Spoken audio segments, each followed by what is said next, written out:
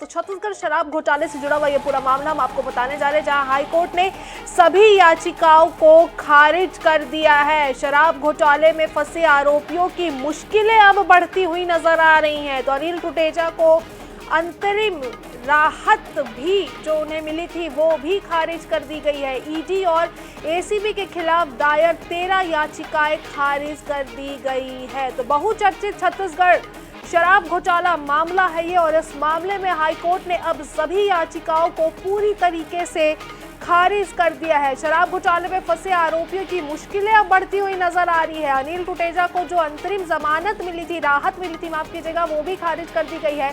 ED और ACB के खिलाफ दायर 13 याचिकाओं को भी खारिज कर दिया है हाईकोर्ट ने। ज्यादा जानकारी के लिए हमारे साथ हमारे संवाददाता मनोज नायक जुड़ चुके हैं। मनोज जी, बड़ा अपडेट है ये, और इसके साथ साथ बहुचर्चित मामला छत्तीसगढ़ शराब घोटाला, इस मामले में जितने आरोपी भी जुड़े थे, जिनको भी रिमांड पर लिया गया था या जो हिरासत में थे, जिनकी गिरफ्तारी हो चुकी थी, अब उनकी मुश्किलें बढ़ती हुई नजर आ रही है, क्योंकि सभी याचिकाएं जो है हाईकोर्ट ने खारिज कर दी है।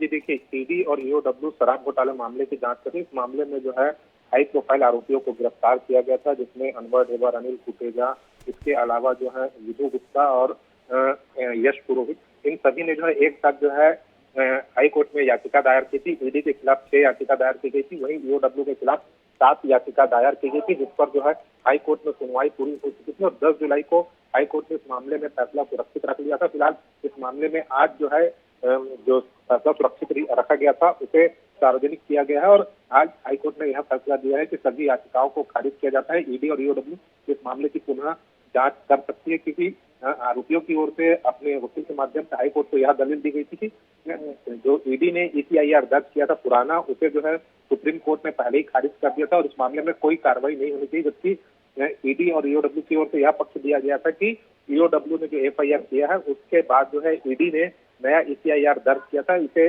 देखते हुए जो हाईकोर्ट ने जो है ईडी और ईओडब्ल्यू के पक्ष में फैसला देते हुए तमाम जो 13 याचिकाएं थी उसे खारिज कर दिया।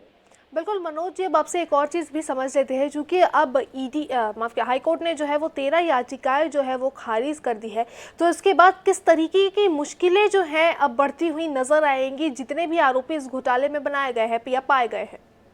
निश्चित रूप से कहीं ना कहीं तमाम जो आरोपी बनाए गए हैं इस मामले में उनकी जो मुश्किलें हैं काफी बढ़ चुकी है, क्योंकि एक और ईडी का शिकंजा कस रहा है तो दूसरी ओर जो है ईओडब्ल्यू का कस रहा है। इसके अलावा जो है मेरठ में भी जो है नकली होलोग्राम मामले में जो FIR दर्ज किया गया था उस पर भले सुप्रीम कोर्ट ने रोक लगाई दी थी, इसे देखते हुए आरोपी कहीं ना कहीं एक राहत महसूस करते, लेकिन छत्तीसगढ़ में ईओडब्ल्यू और केंद्र की एजेंसी ईडी लगातार शराब घोटाले मामले में आरोपियों पर शिकंजा कस रही है। नए नए खुलासे भी हो रहे हैं, तो कहीं ना कहीं जो आने वाले दिनों में आरोपियों की मुश्किलें बढ़ सकती है और उनके लिए एक दरवाजा और खुले हुए इस मामले को लेकर अब जो है सुप्रीम कोर्ट से जा सकते हैं। जी बिल्कुल, अनिल टुटेजा की अगर बात करें तो उनको जो अंतरिम राहत दी गई थी उसको भी खारिज कर दिया गया है। तो अनिल टुटेजा को लेकर अब क्या कुछ जो है वो हाईकोर्ट की तरफ से या अनिल टुटेजा की तरफ से देखने को मिल सकता है, क्योंकि अंतरिम राहत जो मिली थी उसको भी हाईकोर्ट ने अब खारिज कर दिया है?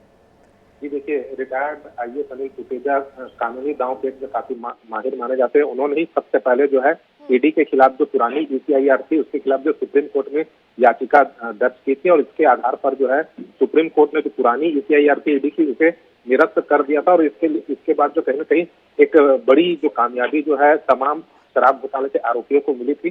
और अब यहाँ पर जो FIR दर्ज है ईओडब्ल्यू में, उसके आधार पर ईडी ने नया ECIR दर्ज किया हुआ है, और अभी जो ईडी और ईओडब्ल्यू कार्रवाई कर रही है और नया ECIR नया FIR के आधार पर कार्रवाई कर रही है, तो इसी मामले में जो है अभी अनिल टुटेजा जेल में बंद है, अनवर ढेबर जेल में बंद है, तो तमाम जो आरोपी हैं शराब घोटाले के, चाहे अरविंद सिंह हो, ये तमाम आरोपी जेल में बंद है और इनके आने वाले दिनों में मुसीबत और बढ़ सकती है। तो बिल्कुल अब देखना होगा कि किसकी कितनी और किस कदर तक मुश्किलें बढ़ती हुई नजर आएगी। फिलहाल तमाम जानकारी के लिए आपका बहुत बहुत शुक्रिया मनोज जी। तो बहुचर्चित छत्तीसगढ़ शराब घोटाले से जुड़ा हुआ मामला है, और इस मामले में अब हाई कोर्ट ने 13 याचिकाएं खारिज कर दी है। तो इसका मतलब ये है कि इस मामले में जितने भी आरोपी हैं उनकी मुश्किलें अब बढ़ती हुई नजर आएंगी। तो शराब घोटाले में फंसे आरोपियों की मुश्किलें बढ़ गई है।